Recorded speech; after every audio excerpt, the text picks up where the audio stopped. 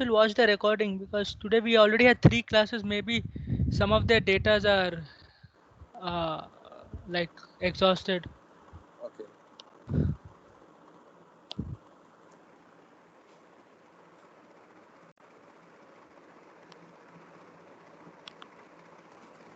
Okay. Now free up your mind to have a very fruitful discussion, right? Now, is my whiteboard visible? Yes, sir, it is visible. Okay. So last class we had been discussing on the construction based proof of how to construct a PDA given a grammar, right? And we made a construction. I hope that construction is clear with everybody. What exactly we did uh, for uh, for converting a CFG, given a CFG. So let us frame the problem like this. So given a CFG, uh, we talk about the language of the CFG. There is a context-free language. That means we are talking about a set of strings, right? Set of strings, and we are going to show that for this particular set of strings, there exists a PDA. And by a PDA, I always mean a non-deterministic PDA. This is very important. In general, I mean a non-deterministic PDA. So if you remember that language onion, CFG was having a machine equivalent of a non-deterministic push-down automata. And the idea was, we took an example previously, obviously the example, the most famous example of 0 and 1n to understand the concept. And then we talked about generalization. And this is particularly a topic that I had been talking about from the very first class, how to generalize things. So to generalize that for every CFG, that is for every context-free language, we can build a non-deterministic push-down automata that can only be generalized. You have only one route to generalize. That is, you take the general form of a production of a CFG and show that given a finite number of such productions, it is possible for you to construct the states of the PDA, the stages of the PDA, the movements of the particular moves of the PDA, and we for that we introduced a transition function. We extended the primitive transition function that was going to for a single push. We extended that version and talked about something like we can push a string also. But pushing a string, we broke down the string into 3 parts, and we ensure that if A goes to B, A, C is a production, then C should be inserted first on the stack, then A, and at last B, such that B remains on the top of the stack, right? And this is how we broke down conceptually. And then what we did was we proceeded with we took a string. The idea was to take a string and to proceed backwards in the derivation uh, from a given sentential form, and to find that whether such a derivation exists for such a string, and if a particular derivation containing many productions, using many productions, can be used backwards, that actually proves that okay, a PDA can be built, right? Okay, now my board has hung again, I don't know why. Give me a minute.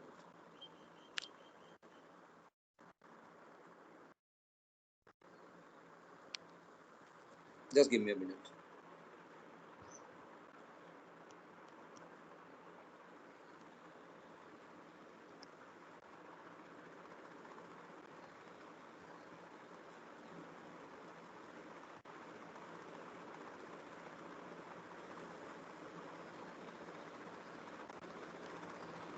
So today we are going to do the other part, uh, the other part of the if and only if portion, and that says that if you are given a PDA, it is also possible to find out a particular context-free grammar that generates the same language that the PDA accepts, right? So that's the opposite side of the proof.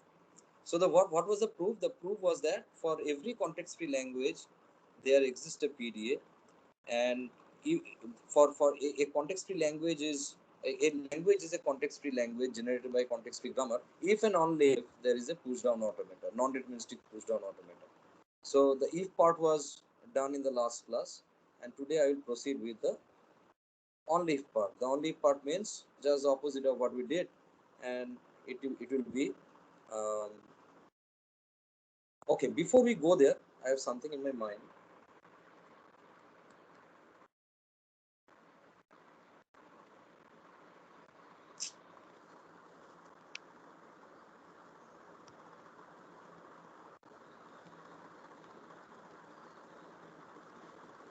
Don't know why my board is hanging today.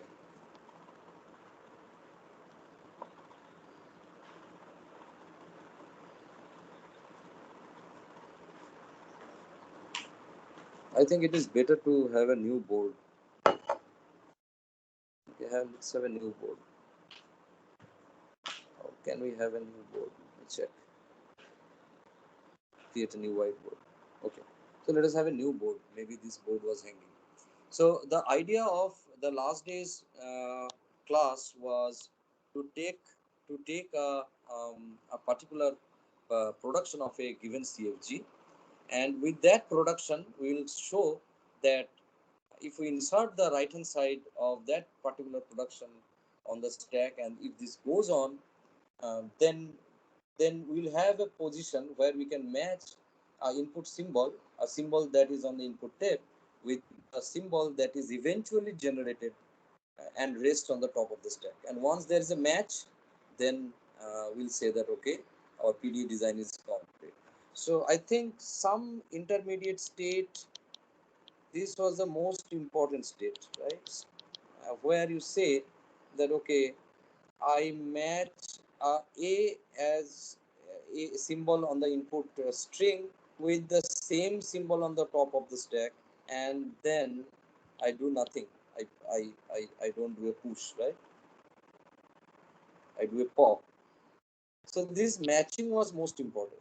So how is this generated? This is eventually generated by application of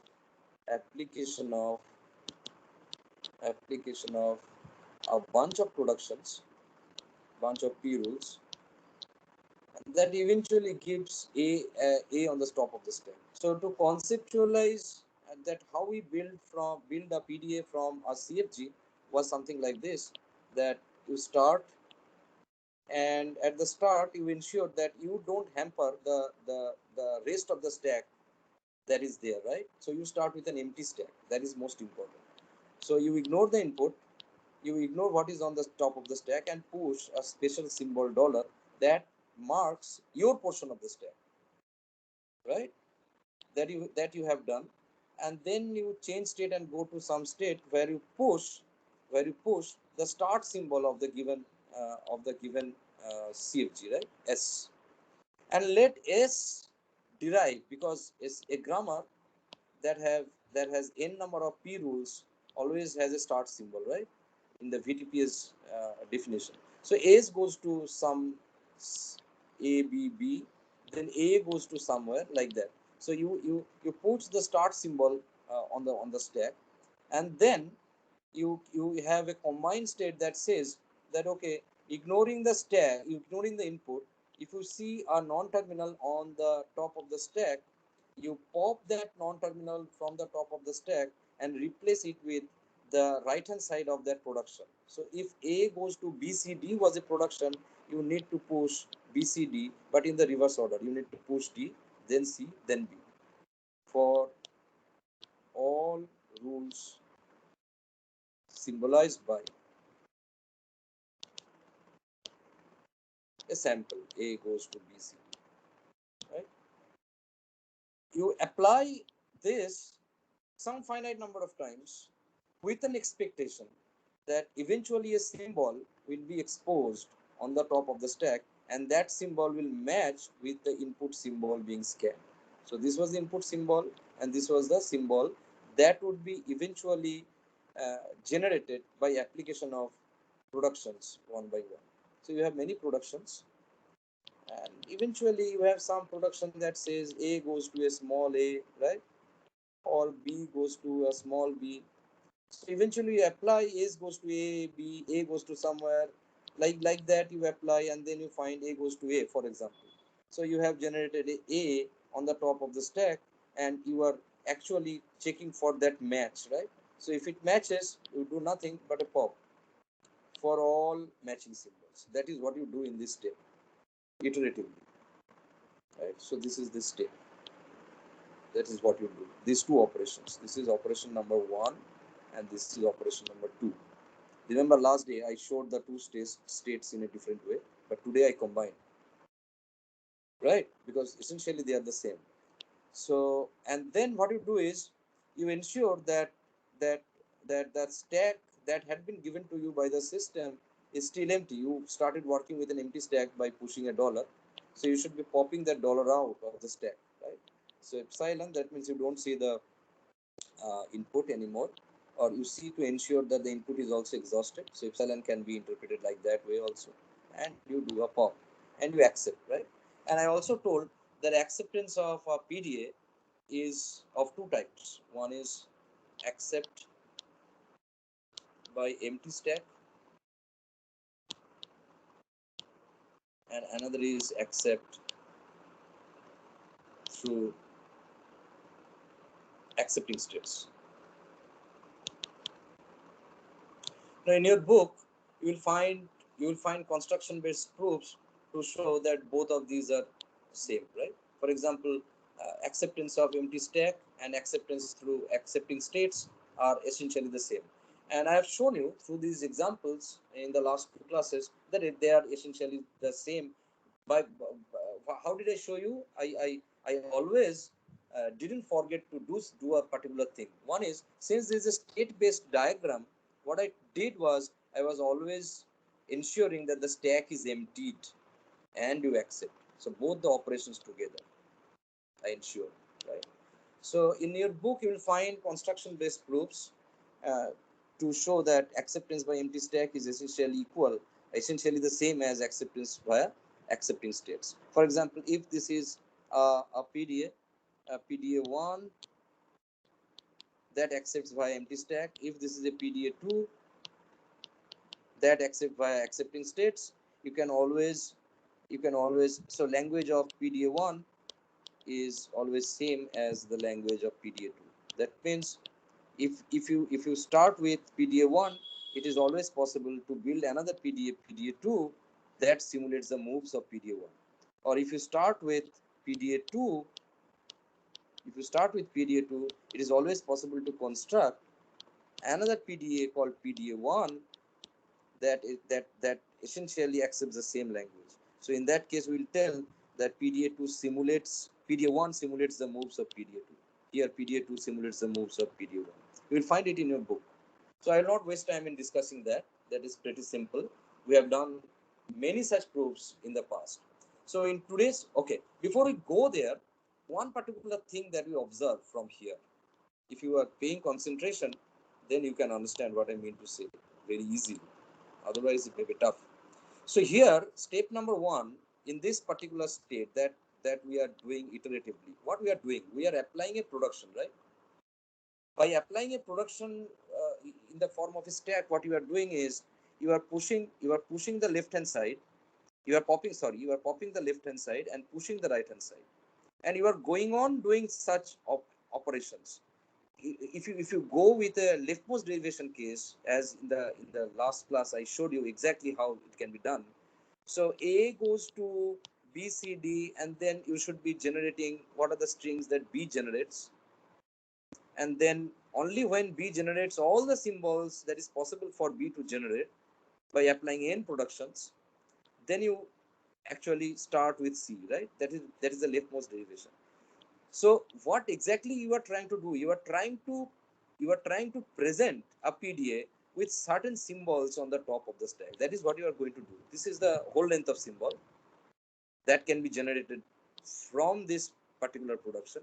But actually, you are trying to generate symbols, right? So eventually, a question comes that if at all we are trying to generate a symbol, and then in step number 2 here we are trying to match that symbol with the input symbol. If it matches, then okay, right? That is a matching step. You can just remember the 0 and 1 and case. You pushed n number of zeros, and then popped a 1 with a matching 0, right? That is what I mean. So this is on the top of the stack, this A. So this A is revealed after application of this type of pops and pushes n number of times, n times, right? So actually your intention is to expose a symbol on the top of the stack. So obviously a question comes, why not? Why not we try to have a grammar in such a form such that all productions are of the form some non-terminal goes to terminal followed by a string alpha, right? Now what is alpha? Alpha belongs to v union t star, any arbitrary string from the grammar. So what if we get a grammar whose all productions are of this form? Now if we get a grammar whose all productions of this form, just come back to this step. This is pretty interesting. If you come back to this step, you will find that the right hand side always becomes a symbol followed by a string, right? So you have a direct and deterministic, more deterministic. See, I stress on the term more. So you have a direct and more deterministic approach of generating a symbol directly with application of a production. So if it was not A goes to B, C, D of this form, if all the productions are of the form A goes to a small a followed by alpha, then directly applying this production in the stack, that means by popping this and by pushing this in the reverse order, your stack is in a more deterministic position to expose a symbol that you can match in step number 2, that you are intending to do. So if at all, so there was a research going on that says if at all any arbitrary context free grammar, remember context free grammars are always of the form alpha goes to beta, where mod alpha is equal to 1 and beta is free, right? Free in its form. So we have seen that this freedom of beta can be carved down to have a normal form called Chomsky normal form, where all of these right hand sides are either of the form of two non-terminals side by side or a terminal symbol, right? So productions are of the form A goes to BC or A goes to A. This was Chomsky normal form.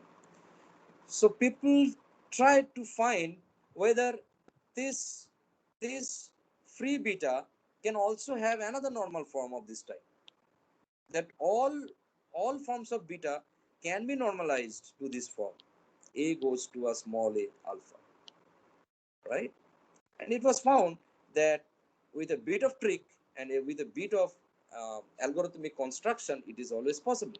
And this normal form is called the Gabriel normal form, right? This is called the Gayback normal form. Grayback normal form. There are different types of pronunciation. I generally pronounce it with Grayback. Greibach. So the Grayback normal form says that all productions can be normalized. Not all productions of an arbitrary context-free grammar, of a general context-free grammar, can be normalized to this form also. We have already seen how to normalize a grammar in this form.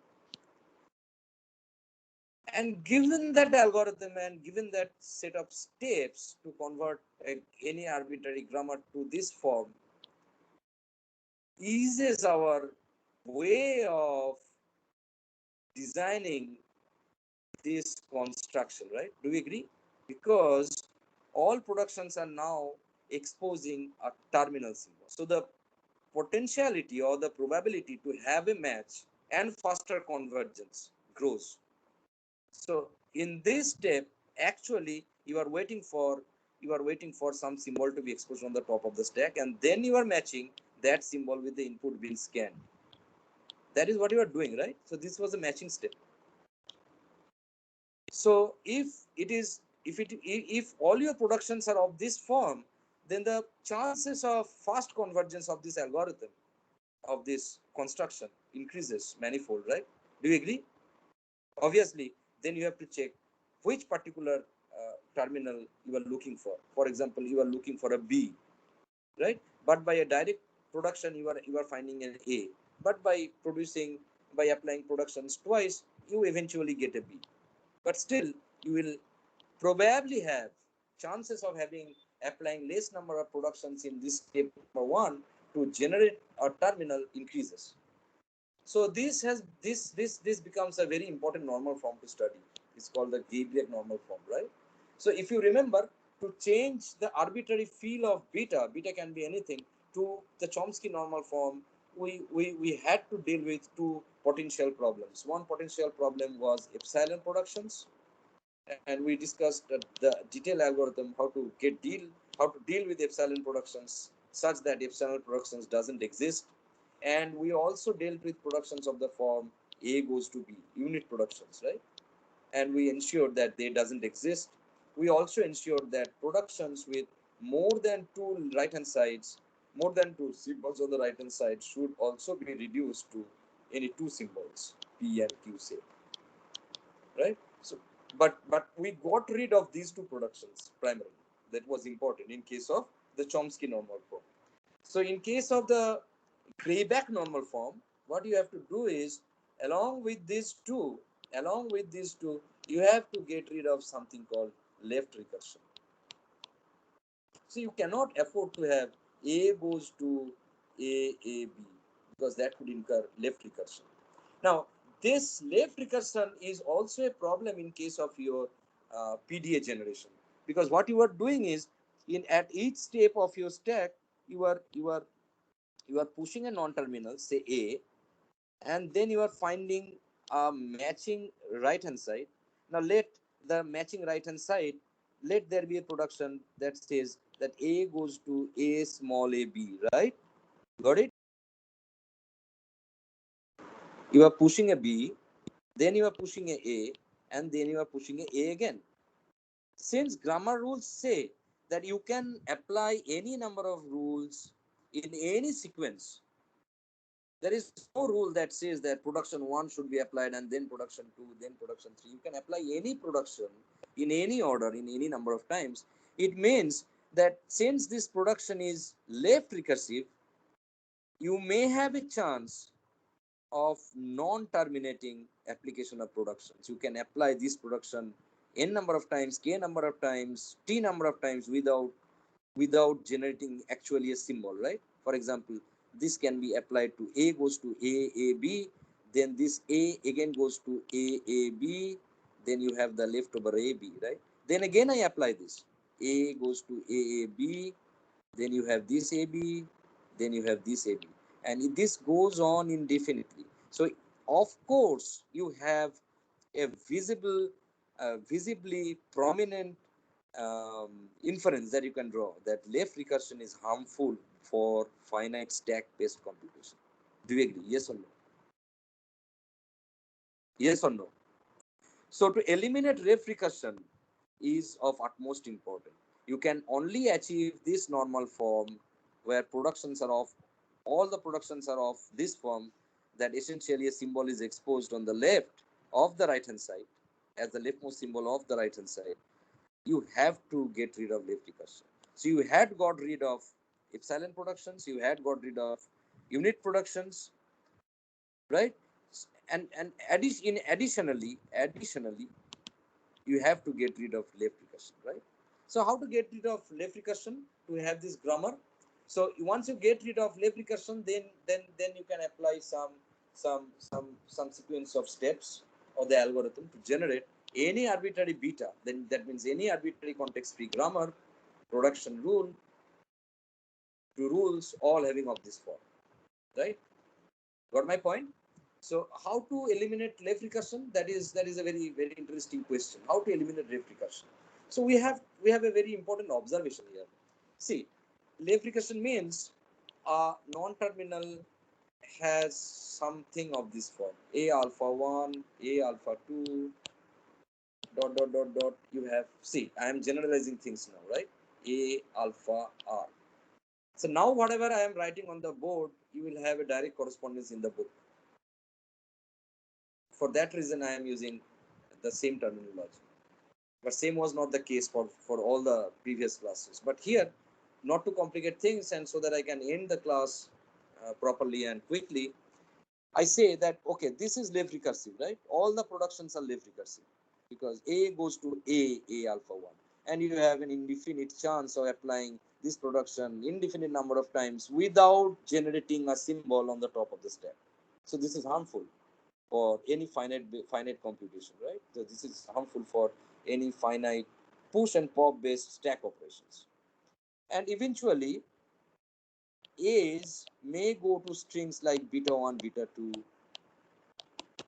beta S. And in the best case, these betas may be just terminals A, B, C, D. But before you apply A goes to a series of terminals, you need a rule to stop producing these multiple times. Did you get what I mean? So what I mean is, once you have a production of this form, A goes to A alpha 1, I can go on applying this production because my grammar rule application says that you have no bound to applying this production, right? Nobody said how many times you should apply. So the tree grows more towards the left, right? It goes on growing towards the left. Got my point?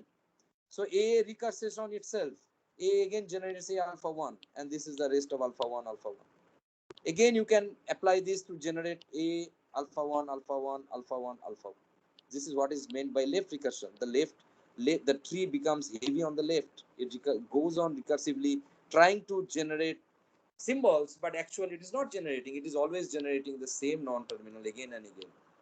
And if you go with a leftmost derivation, then you had something like A goes to beta 1, but since it's a non-deterministic platform, you never apply that, right?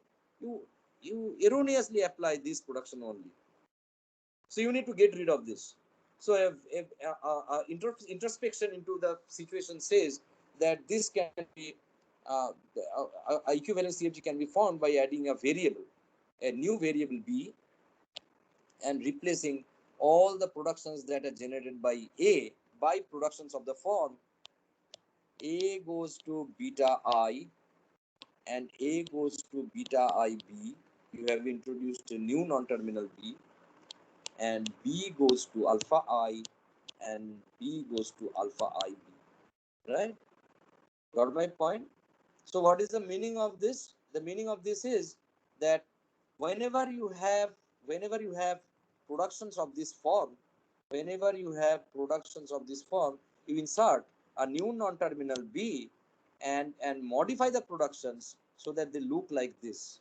So let us start with A goes to A alpha 1, right? And then I start with this production. A goes to A alpha 1, right?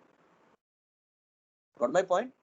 So what I will do is I have I have I have already replaced an A with beta I or beta IB, and let B goes to alpha I. So I'll replace this A immediately because I replaced the productions. The old productions I have not taken. I'll show you how it looks like when you replace that. And I immediately replace this with beta I, beta I, and then B, and then alpha 1, and then you replace this B because it's a leftmost derivation. You have got a set of symbols, so you can always go to the next, right? You are deriving from the left, so you have applied this and you have exhausted A goes to beta I and then B. So for the next sentential form generation, you can always go to B and then apply B goes to either alpha I or alpha IB, right? So beta I, then alpha I, let it be alpha I, and then alpha 1. So what do you get? You get a string immediately. So there was no confusion that we had in the previous case. So we replaced all the productions of this form by introducing a new non-terminal called B, so that you take care of all such productions, right? For example, here, so what is the originality of the replacement? So here what you have, see, let A goes to A alpha 1 and then let A goes to beta 1.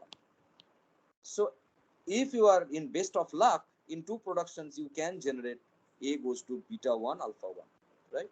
Now let us see whether I can generate A goes to beta 1 alpha 1 from these two levels of productions by introducing a new non-terminal B. So here I generate something like A goes to um, A goes to beta I B, and then you have beta I, and then this B goes to alpha I. Now replace I with a 1, so you have A goes to beta 1 alpha 1, right? Now see, this is exactly the same string.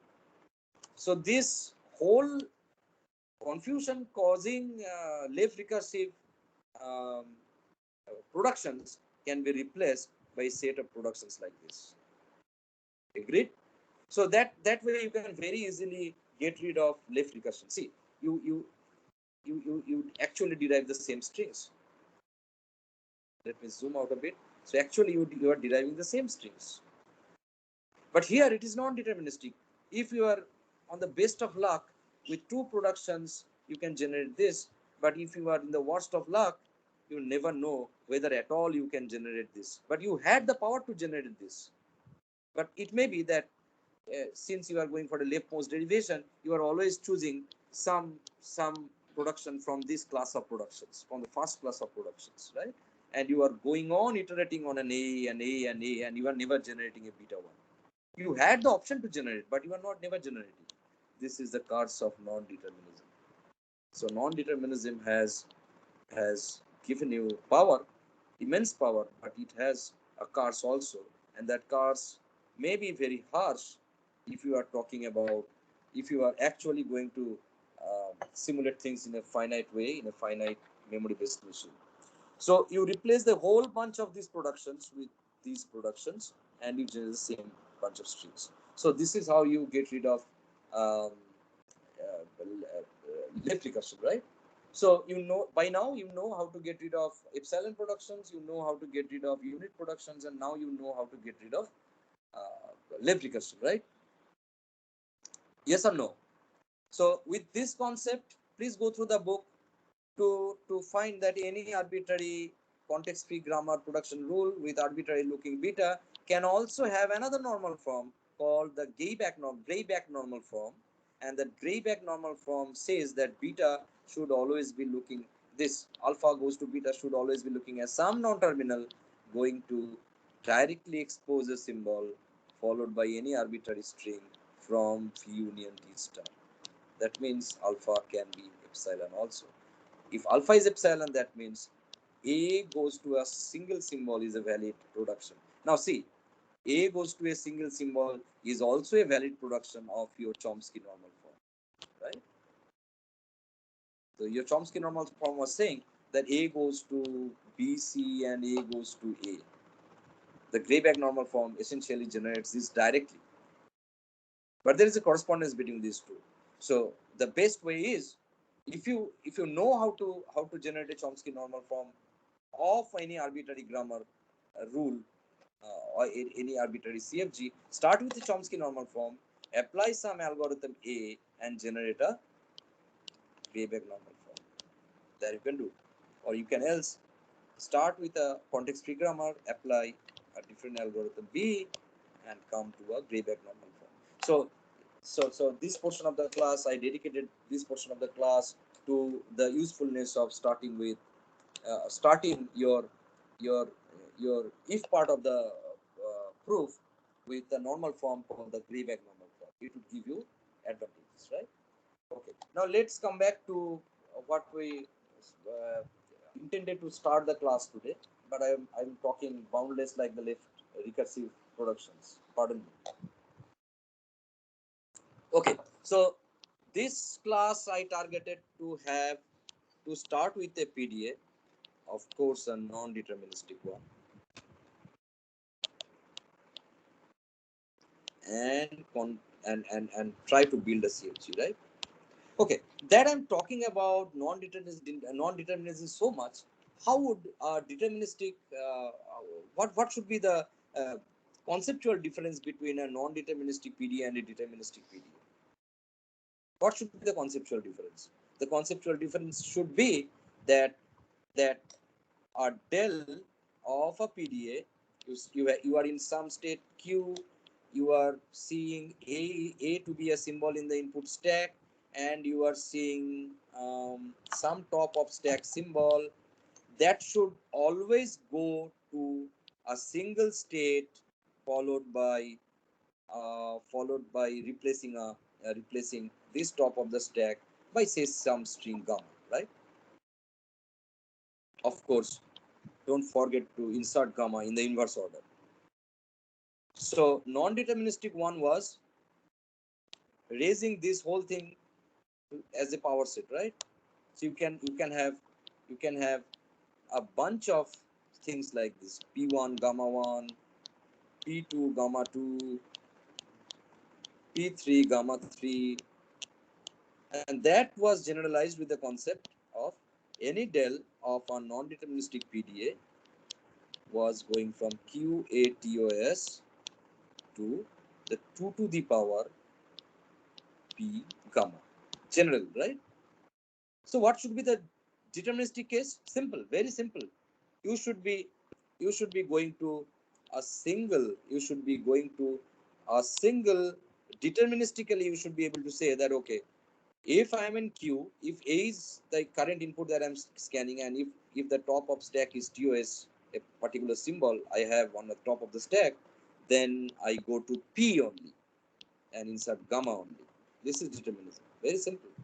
So del of a PDA, a deterministic PDA, DPDA, sorry, DPDA, del of a deterministic PDA ensures that QAZ has only one element. This is the only difference. And another difference you can say that we are banking on non-determinism. You are banking on the concept of epsilon, right? Epsilon renders the whole substance to be non-deterministic, the whole platform to be non-deterministic. So in case of a non-deterministic push-down automata, essentially you should be having something like del q epsilon tos, right? That is what mattered. The choice of not reading the input string at all. The choice of a move not reading the input string. So to change this non-deterministic push down automata to be more deterministic one. Now remember, non-deterministic push down automata is not same as the deterministic push down automata. But to ensure that your deterministic version should not be encouraging epsilon transitions. You can encourage epsilon transitions, but if you encourage epsilon transitions, that means if this is non-empty, if you have some right hand side, then you cannot have right hand sides with real input symbols. Should be empty. You can still allow epsilon transitions, but you can only allow epsilon transitions only when there are no real transitions on from this state on a real symbol. This should be empty. This is to avoid the confusion of having the both the options. For example, in the non-deterministic case, you can be in Q, A, top of the stack, you go somewhere, and then on an epsilon also, on the same top of the stack and the Q, you go somewhere. This renders the whole thing to be non-deterministic, right? So this cannot be possible. So this is the subtle difference between determinism and non-determinism, but I am not talking about determinism here. So here, this part of the proof says that given a non-deterministic PDA, how to construct a context-free grammar. So how to do that? Any idea? Can you think of anything? The first point you need to do is simplify your PDA. The first point is to simplify your PDA. Simplify the PDA. What should be done to simplify the PDA? You should be extracting the gist of your PDA operations by simplifying things. So how to do that? Because after simplifying, okay, we come to this the, the the different ways to simplify your PDA. But before that, you want to look to what actually a PDA is. Actually, a PDA has many states, right? It has a state Q0, then somewhere it has a state Q1, then somewhere it has a state Q2, and it has an accept state, Q accept. And in Q0, it enters only and leaves. Q1 may be hybrid, right? Something enters, something leaves. Um, Q2 can be hybrid also. But accept always accepts, right? Nothing leaves the accept state. This is the basic characteristics of this PDA. Now the idea is for each pair of such states, this is a pair, this is a pair, this is a pair. In fact, this and this is also a pair. For each pair of states, define non-terminals. Right? Now, why I'm talking about defining non-terminals for each pair of states? Because actually in a PDA between states, what you are doing is you are essentially generating symbols on the stack. Right? And what does a non-terminal of a CFG rule do? It also does the same thing. By iterative application of the same production rule or a series of different production rules, you are actually trying to reduce some non-terminals or a multitude of non-terminals to symbols only. So a pair of states should be conceptually thought of as a non-terminal. So if I talk about this Q1 and Q2, these are two states of the PDA, right? So what I will do is I will define a non-terminal A Q1 Q2. This is a non-terminal of the CFG that I'm going to build. Remember, I have been given a PDA. I'm going to build a grammar and prove that that grammar is a CFG, nothing else. That means the left-hand side is a 1 and the right-hand side is free to exist. So for all this, for example, you should be having a non-terminal AQ0 and AQ accept. Also, added to that, this is very important, you should be having another non-terminal AQ2 Q1 because this is another pair of states. If you have return from Q2 to Q1, right? Got my point? Okay. So by simplifying the PDA, what I mean two different things. One is you can have multiple accept states, but from our very old conceptualization of epsilon transitions in case of any phase and whatever you have done, what we can do is, for example, say there are 3 accept states of the PDA. I would rather prefer to have a single accept state of the PDA by adding simple epsilon transitions that I was talking about in the next class in so much detail, right? I will apply epsilon transitions and create a new accept state. So actually I'm simplifying the PDA. Multiple accepting states are not required, right? So I am making a new accept state by adding epsilon transitions. And this is only possible because I am talking about the non-deterministic pushdown automaton. Also, we need to ensure that the duality between um, acceptance by empty stack and acceptance by final state, I take care of this duality, right? It is also important. So the next step of simplification would be that if I at all accept by final state, because I'm talking about final states, I'm talking about a state-based PDA definition. If at all I accept by final state, I must be sure at the same time that I empty the stack, right, for this duality. So what should be done? This is very simple. See, we started with uh, let us go back to the previous diagram. So we considered having a single accept state. Then I would extend this, I would make this accept state, this accept state a non-accepting one, and make a new accept state, right? By popping here, by popping any symbols that may be remaining on the stack and ensure that the stack is empty. I ensure that the stack is empty for all a an element of tau, right? Or you can say tau, except the dollar sign that was essentially designated for the bottom of the stack. So in this step, I clear the bottom of the stack also and make the stack empty. So I use this step and this move to empty the stack so that this duality is respected. I respect this duality, right?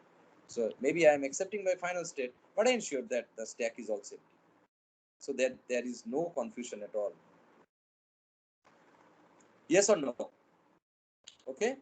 So another way of simplification is you may have transitions of this form. Then you see a symbol on the input string, and um, you have another symbol, say B, okay, non-terminal, and you actually, the idea is to pop this non-terminal A and push this non-terminal B on the stack. So never do, the rule of the thumb is, the another rule of thumb for simplification of PDA is never do push and pushes together, right? So what it can be done is I make two different states, one for the pop. So what I do is I insert an intermediate state. Here I pop A and then A epsilon. That means I pop A, right?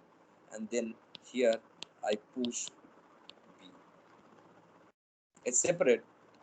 Here it was pop and push together. I'm simplifying the PDA, right? So I'm simplifying the case that, okay, let there be another state so that I do a pop and then I do a push to lessen the confusion, right? So what if, another question that comes this at this point is, what if you have a transition of this form? You see an input symbol and you ignore the stack altogether. What does that mean? You don't take any action. You don't take a pop action. You don't take a push action also, right? So it's the same thing, right? Here you are doing both the options and you are not doing any option. So this is also a complex structure. Did you understand? This is also a complex structure. You don't do anything. So later, let us do something like, okay, we introduce a dummy symbol, and we do is, if we see a in the input string, it is okay that we ignore the pop operation on the stack, but we should be inserting a dummy symbol D. Go to a state, and then by ignoring the input, my idea is to pop D. So it is the same thing. So this thing is essentially these two operations taken together. So this is a simplification. Any arguments? So this was not simple. This may be looking simple, but this was a complex step. So here you make the steps simple.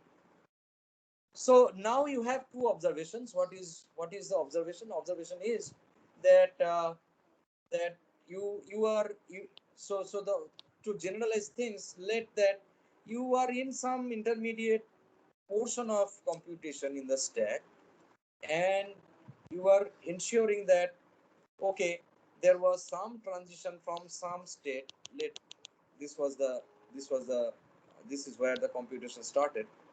I'm not considering, I'm just considering a particular sentential form, right?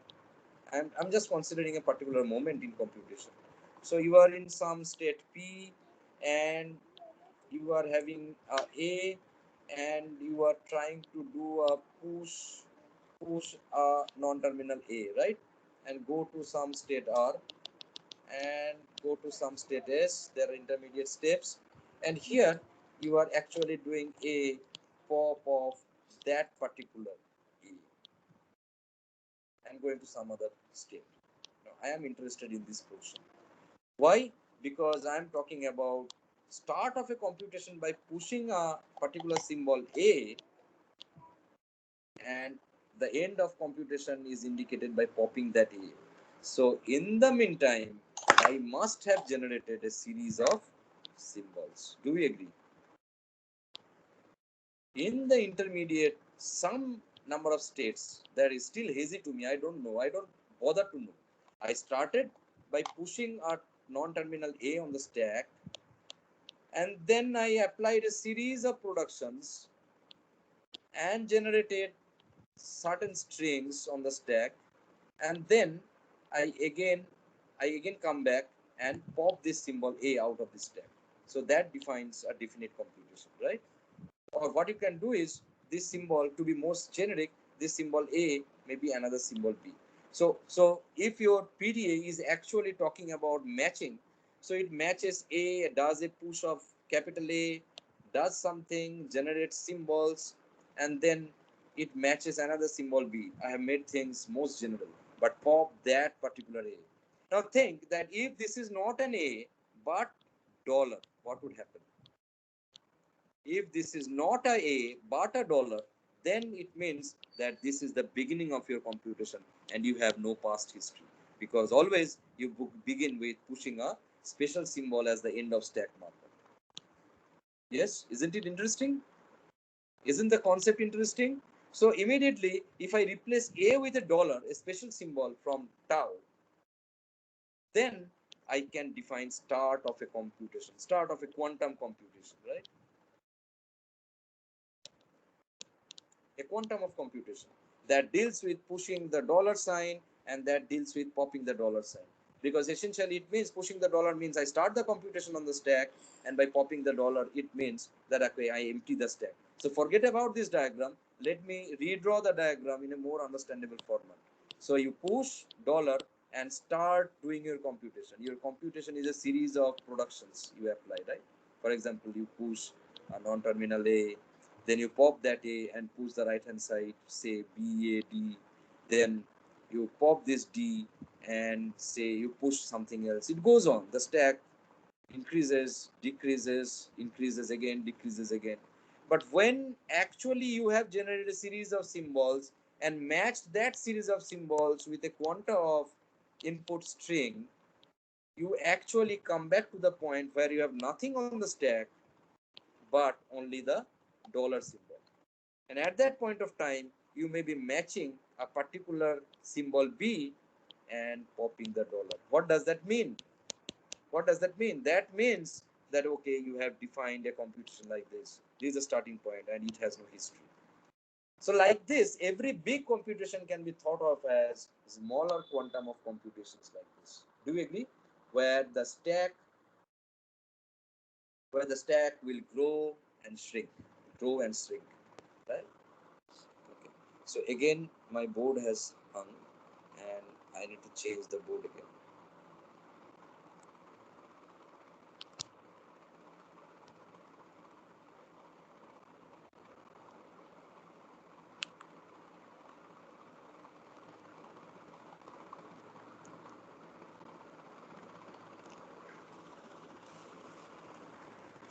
So the local buffers of the boards are exhausted. That is what is happening. Okay, let me create a new board altogether.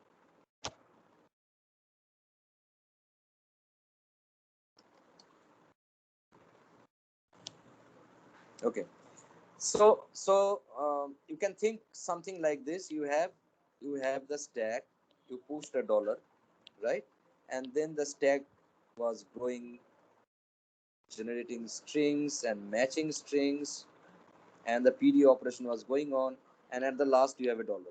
So you can define this as some quantum of computation, and this may be a part of even bigger computation, right? But you can always define this. And for the most general case, you are matching a symbol A and pushing a dollar to define the start of the computation, and you are matching a symbol B and popping the dollar, and in between A and B you might have generated particular strings, particular symbols, right?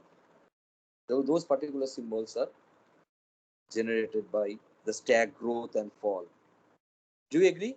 So if I have, if I say that okay, this was my state P, and from that state I observed a particular input A and pushed dollar. By convention, I started the computation. I reached some state. I am not interested with what is that state particularly all about. And there was some state S from where I matched some other input symbol B and pop that particular dollar, that defines a quantum of computation, right? And most importantly, I go to a state Q. Now, if I say that there is a non-terminal APQ that is actually responsible for connecting the states P and Q. I told you for each pair of states you should be having a non-terminal. So I can define recursively. There is another non-terminal, right? A, R, S. Do you agree? For this pair, R and S. Now recursively think that things were generated recursively. So at the very best condition of recursion, or the basis condition, you have two consecutive states. They may be something else. So what I mean is, I start with a, I go to ARS and go to B.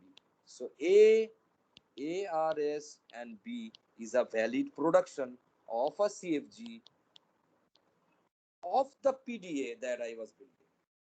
Yes or no? Do you agree?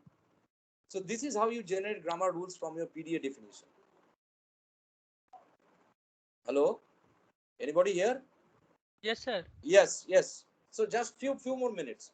Now think of this case that think of this case that I was actually now this was the most general case, and I make things a bit complicated. Let there be a state P, and I started looking to an input symbol A, pushed a symbol say Z, Z1, right? And reached another state, say R, and from R I reach another state Q. By seeing an input symbol B, I match with a popping Z2. So what does that mean? Here I pushed Z1 and here I am popping Z2. That means that here in your stack you pushed a Z1. I am not using $1 intentionally. Same thing. Z1 may be treated as the dollar symbol, right? So I am pushing a Z1 and beginning a computation. But somewhere this $1 is popped, right? This $1 is popped somewhere in between. We don't know where. And also somewhere in between a new Z2 was pushed. And again the computation was going on. And then finally Z2 was popped by matching with a B. Here by matching with a Z1 was pushed, but we never know. Sometime that Z1 was popped off the stack. We didn't notice, right? And Z2 was pushed, and again the computation continued, and then finally Z2 was popped. So I am generalizing things even more by by by letting these poops and pops be on different symbols altogether. Here I kept the symbol same. This was one generalization. This is another. Now what does that mean? It means if for this P and Q pair I have a non-terminal APQ, then I should be taking care of this non-terminal followed by this non-terminal. So it should be APR followed by ART. This is another valid rule of a context-free grammar, right? This is another valid rule. Agreed? Sir, Yes. it's ARQ, na? Yes. Sir, it will be APR and ARQ. ARQ. ARQ. Sorry. Yes. This is ARQ. Very good that you are still listening this boring lecture. I'm very happy. Yes. So this is yet another rule. So this is one rule that you have got. This is another rule that you have got. Right? Yes or no? Okay. So with these two rules would be enough to justify. And for another sort of pairs, one sort of pairs may be for the same state, APP. For the same state, you can very calmly define it goes to epsilon. So with these three sort of rules, general rules, you can define a context-free grammar given a PDA. Let me zoom out a bit. Do you agree? Yes or no? Now, from our concept, we know that, okay, if you allow epsilon to be there for languages that has epsilon. Now, this is a rule for the Chomsky normal form. And this is a rule for general recursion, which can always be converted back to either a Chomsky normal form or a Gray-Back normal form. No issues. So it shows that these three types of rules may be enough to to to to have a conceptual picture of how, given a PDA, we can convert it back to a CFG. Now, why it's a CFG? See, the left hand side is always one. Very simple. It's a CFG. So if we talk more generically, it's a CFG because we are always talking about pushing the left hand side on the stack, then trying to match something, take a decision, and then pop the left hand side and push the right hand side. Right? That is what you are going on doing. Yes, and of course you need to have a non-terminal for the start state and the accept state. And maybe this non-terminal is actually your S of your grammar. Does that make sense? People understood? Yes or no? Yes, Yes or sir. no? Yes? Yes, sir. Okay, so that ends my class, and from tomorrow madam is going to take class. So just a short recap, what did we learn? Um, we learned interconversions between grammars. We have learned normal forms. We have learned how to get rid of epsilon productions. We have learned how to get rid of unit productions. We have learned how to get rid of left recursion, right? We by now we know how to bank on your what do you say, your um, leftmost derivations, and actually convert a CFG to a PDA that is nothing but actual picture of how a parse goes on, right?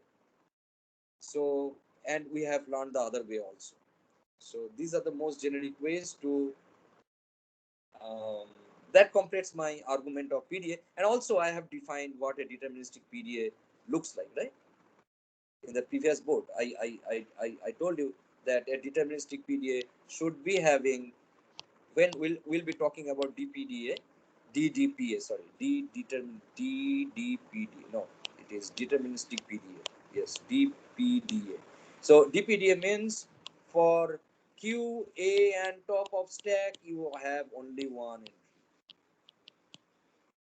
You are deterministically going to some P and replacing this top of the stack with some gamma, right?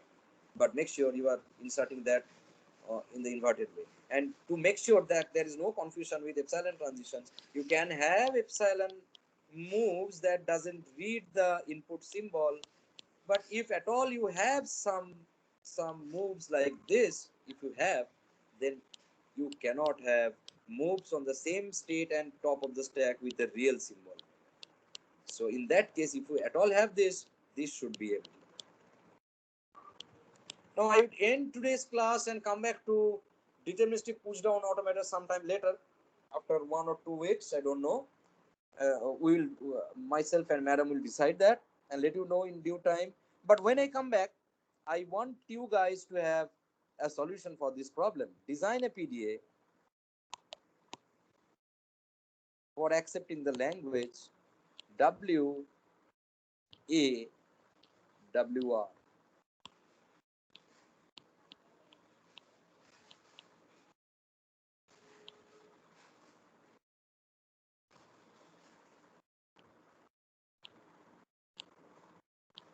Now see, this is W A W R. What is A? A is a special symbol. Now, this language is different from WWR. In case of WWR, you utilize the power of non-determinism, epsilon, and you decided on the middle point. Here, the middle point is defined. So you can always go and design a deterministic push-down automata. Got my point? We do not need the power of non-determinism because A determines the middle point of W followed by WR. Agreed? Yes or no? So you can always go and try to have a deterministic push down automata for this, and we can come back later and show that non-deterministic push down automata is not equivalent to deterministic push down automata. They lack in power. And if we end the class with the language onion, then this was context-free grammar. You have the language of a context-free grammar, context-free language, and this whole portion was able to be enumerated or simulated or accepted or generated by a non-deterministic push-down automator.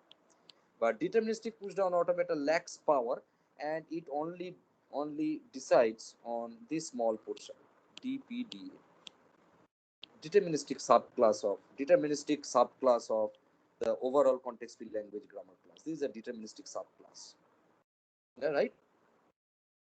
Which was unambiguous and which contained very practical examples of grammar forms called LLK and LRK, right? So as you can see that this particular language can be accepted, of course, by a non-deterministic push-down automator, but this can be well done by a deterministic version also. So that means NPDA is always more powerful. Whatever all the things that NPDA can do and accept cannot be done by DPDA, cannot be done by any DPDA, right? But any job that a DPDA does can be done by an equivalent NPDA. So it means that they are not equivalent, and non-deterministic push-down automata is bigger in power than deterministic push-down automata. Yes, that ends my class. I will come back with deterministic push-down automata later on. Okay. Any questions? No, sir. Enough of getting bored, right? So no questions. No, not Dasu? board, sir. It was clear, sir. Okay. Thank you. Thank you, Okay. sir. Bye. Bye. Bye, sir.